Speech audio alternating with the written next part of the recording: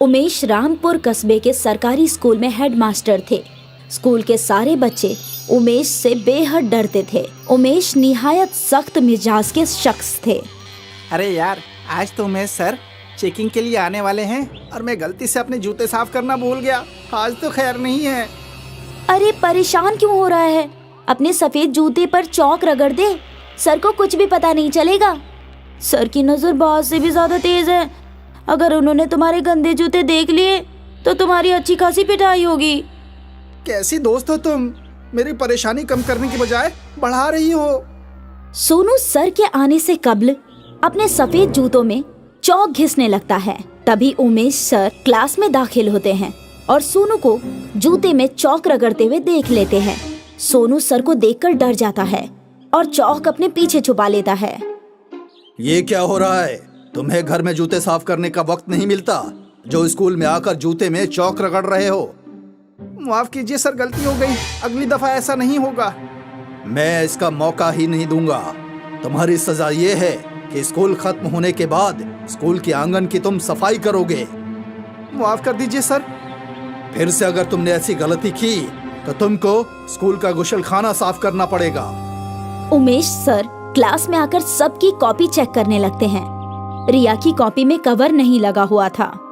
ये क्या है? तुम्हारी कॉपी में जिल्द क्यों नहीं लगा हुआ है? माफ कीजिए सर, ये मेरी नई कॉपी है। मैं अगली दफा इसमें कवर लगा लूंगी। जाकर पीछे वाले बेंच पर हाथ ऊपर करके खड़ी हो जाओ और अगली दफा ऐसी गलती की तो तुम्हें क्लास से बाहर कर दूंगा। रिया क्लास की सबसे पीछे वाली बेंच पर जाकर हाथ ऊपर करके खड़ी हो जाती है। रिया को खड़ा देख रश्मि उसे चिढ़ाने लगती है। तभी उमेश सर की नजर रश्मि पर चली जाती है। बहुत हंसी आ रही है तुम्हें? जाओ, तुम भी जाकर साथ में खड़ी हो जाओ। आज पूरा दिन तुम लोग खड़े खड़े तालीम हासिल करोगी। माफ कीजिए सर, इस बार माफ कर दीजिए सर। कोई माफी नहीं। रश्मि भी रिया के साथ जाकर पीछे कान पकड़कर खड़ी हो जाती है। दोनों पूरा दिन खड़े खड़े ही क्लास अटेंड करते हैं। छुट्टी के बाद सोनू स्कूल की आंगन की सफाई करने के बाद घर जाने लगता है। रश्मि और रिया सोनू का स्कूल के बाहर इंतजार कर रही होती है। मैं तो थक गया। आंगन साफ करने में मेरा पूरा दम निकल गया। ये उमेश सर के मिजाज की वजह से आज तक इनकी शादी नहीं हुई है। हाँ, सही फरमाया तुमने। हमेशा बच्चों के ऊपर चीखते रहते हैं और हमें सजा देते रहते हैं। अगले रोज क्लास में एक नई टीचर आती है। वो दिखने में बेहद खूबसूरत और नर्म मिजाज की होती है। Good morning teacher. Good morning बच्चों। सब लोग अपनी सीट पर बैठ जाएं। मुझे आप लोगों से मिलकर बेहद खुशी हुई। उमा मैडम बहुत अच्छे से बच्चों से बात करती हैं और बड़े प्यार से बच्चों को समझाती हैं। बच्चों को उमा मैडम का पढ़ाया गया पूरा सबक फटाफट याद हो जाता है। एक रोज उमा मैडम अपनी क्लास ले रही थी और तभी उमेश सर क्लास में आ जाते हैं। उमेश सर को देखकर सारे बच्चे डर जाते हैं और सीधे बैठ जाते हैं। मैं देख रहा हूँ आजकल तुम लोगों की क्लास से बहुत शोर आने लगा है। अगर आगे से ऐसा ही शोर आता रहा तो मैं पूरे क्लास को दिन भर धूप में खड़ा कर दूंगा। सर, आखिरकार ये बच्चे हैं। ये शरारत नहीं करेंगे तो कौन करेगा? और मस्ती मस्ती में ही तो बच्चों को अच्छी तालीम हासिल हो पाती है। हाँ मैडम, आप बिल्कुल सही फरमा रही हैं। मैं भी बच्चों को हमेशा प्यार से ही समझाता हूँ। बच्चे उमेश सर की बात सुनकर हैरान हो जाते हैं। दरअसल उमेश सर उमा मैडम को दिल ही दिल पसंद करने लगे थे, इसीलिए उनकी हाँ में हाँ मिला रहे थे। एक रोज सोनू और रिया को स्कूल आने में देरी हो गई। उमेश सर दोनों को लेट देखकर गुस्सा करने लगे और दोनों की छड़ी से पिटाई करने लगे। ये कोई वक्त है स्कूल आने का? तुम दोनों बहुत बिगड़ गए हो, ऐसे नहीं मानोगे।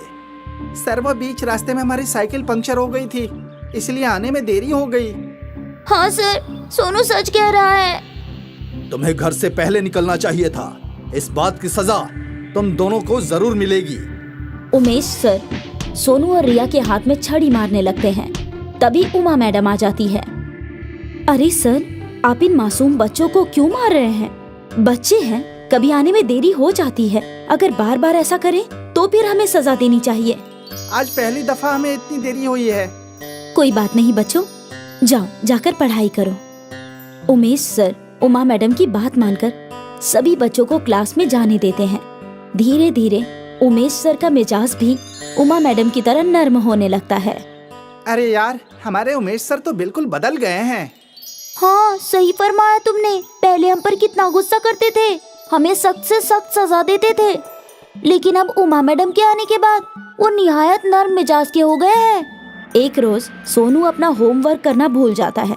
उमेश सर सबका होमवर्क चेक कर रहे होते हैं। तुम बच्चे कुछ ज्यादा ही बिगड़ते जा रहे हो। आज होमवर्क नहीं किया, कल स्कूल आना छोड़ दोगे।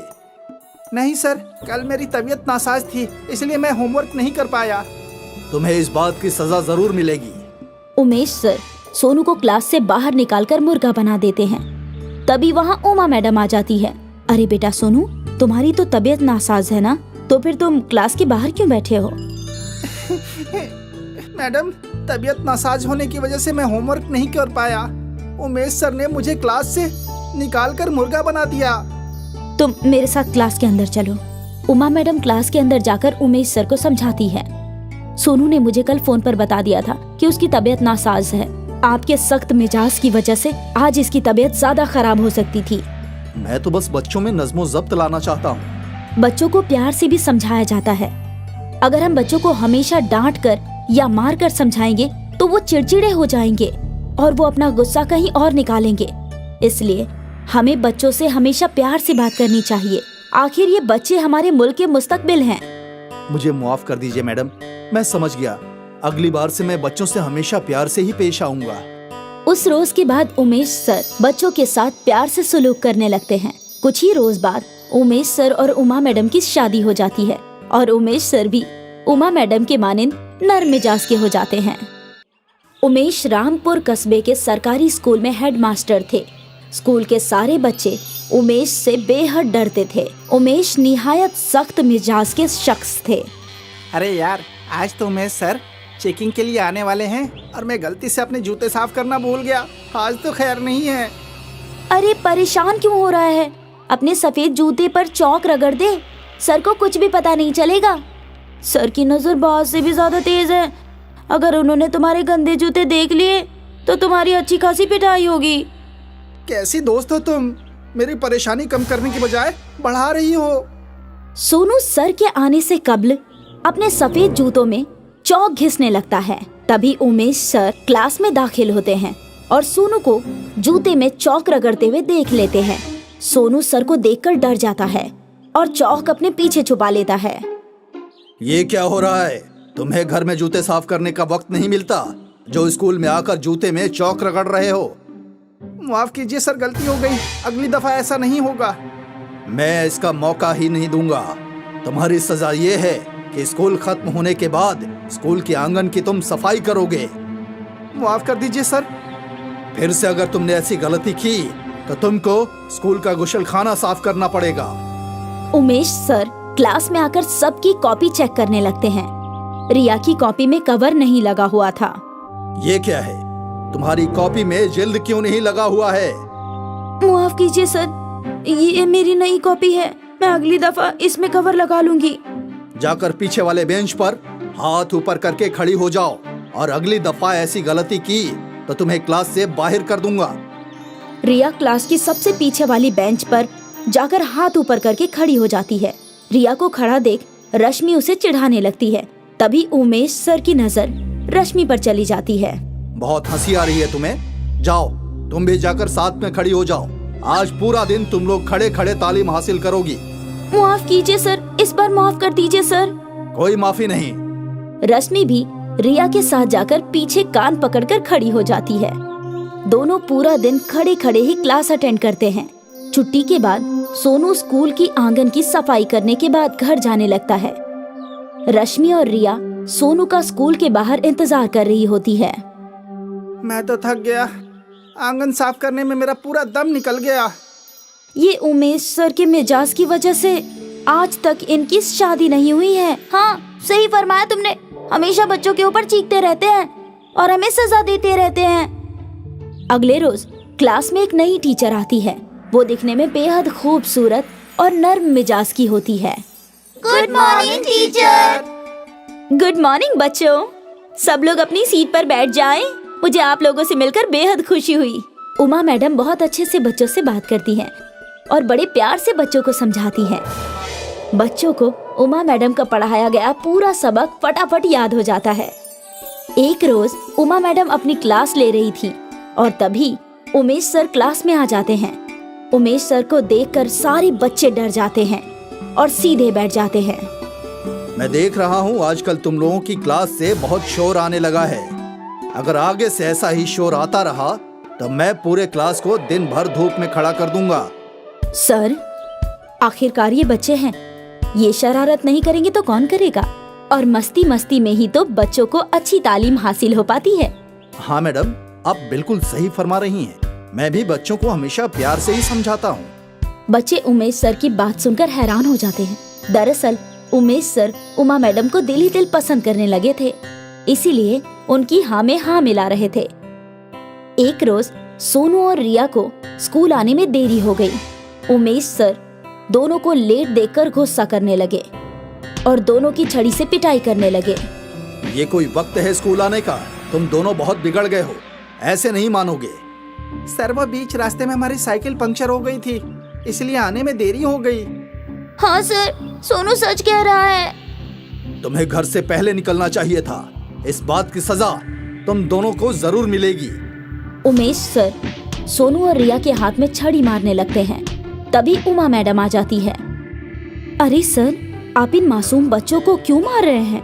बच्चे हैं, कभी आने में देरी हो जाती है। अगर बार बार ऐसा करें तो फिर हमें सजा देनी चाहिए।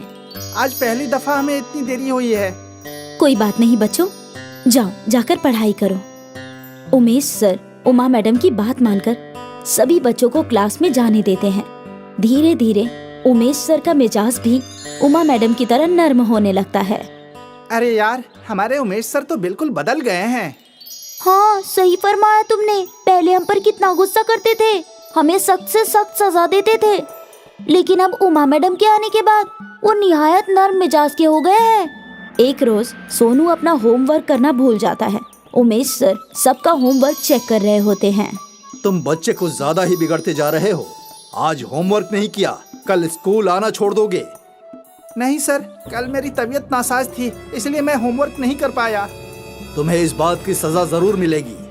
उमेश सर सोनू को क्लास से बाहर निकालकर मुर्गा बना देते हैं। तभी वहाँ उमा मैडम आ जाती है। अरे बेटा सोनू, तुम्हारी तो तबीयत नासाज है ना, तो फिर तुम क्लास के बाहर क्यों बैठे हो? मैडम, तबीयत नासाज होने की वजह से मैं होमवर्क नहीं कर पाया।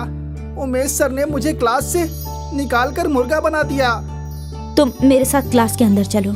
उमा मैडम क्लास के अंदर जाकर उमेश सर को समझाती है। सोनू ने मुझे कल फोन पर बता दिया था कि उसकी तबीयत नासाज है। आपके सख्त मिजाज की वजह से आज इसकी तबीयत ज्यादा खराब हो सकती थी। मैं तो बस बच्चों में नज़्मो ज़ब्त लाना चाहता हूँ। बच्चों को प्यार से भी समझाया जाता है। अगर हम बच्चों को हमेशा डांट कर या मार कर समझाएंगे तो वो चिड़चिड़े हो जाएंगे और वो अपना गुस्सा कहीं और निकालेंगे। इसलिए हमें बच्चों से हमेशा प्यार से बात करनी चाहिए। आखिर ये बच्चे हमारे मुल्क के मुस्तकबिल हैं।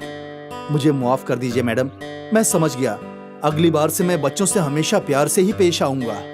उस रोज के बाद उमेश सर बच्चों के साथ प्यार से सुलूक करने लगते हैं। कुछ ही रोज बाद उमेश सर और उमा मैडम की शादी हो जाती है और उमेश सर भी उमा मैडम के मानिंद नर्म मिजाज के हो जाते हैं।